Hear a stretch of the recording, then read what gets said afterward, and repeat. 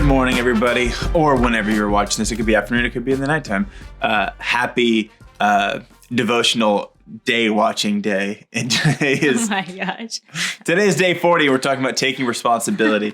A couple months ago, Sadie and I had just moved into our new house that we'd been building for like 16 months. And this was something that I really took pride in. I took pride in, just the whole process. We have, obviously, if you know anything about construction or anything, there's an architecture process where you're kind of designing the house, you're building it out to how you want it, and then you break ground, you clear dirt, you lay a foundation, you come in, pour concrete, and it's a process of building a foundation, and then from there you have all the construction crews with building the wood or framing the house and all the different things, and it was something that I really wanted to do, was just always be at it, and I think oftentimes, Sadie had thought that it was overbearing for me to be out there as much as I was, and my builder might have felt the same way, but I wanted just to be involved, and I really wanted to be there. And just this idea of taking responsibility for something that I knew was so big, and it was going to be, a place that we lived forever.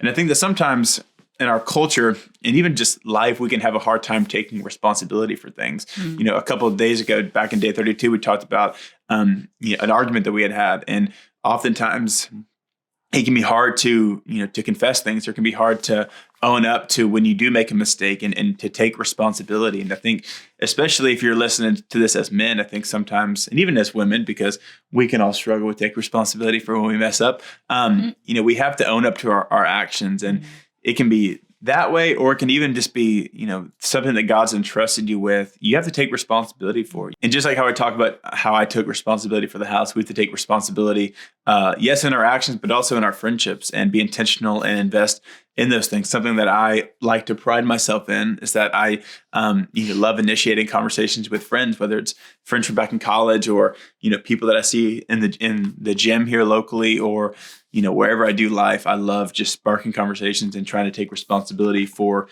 friendships that I've invested in. And our challenge for the day is, who needs to hear from you today? Let's pause and send some messages just to let people know that they are loved, thought of, and cared for. So who's that person that you need to call, text, FaceTime, catch up with that means a lot to you and that you need to be more intentional with?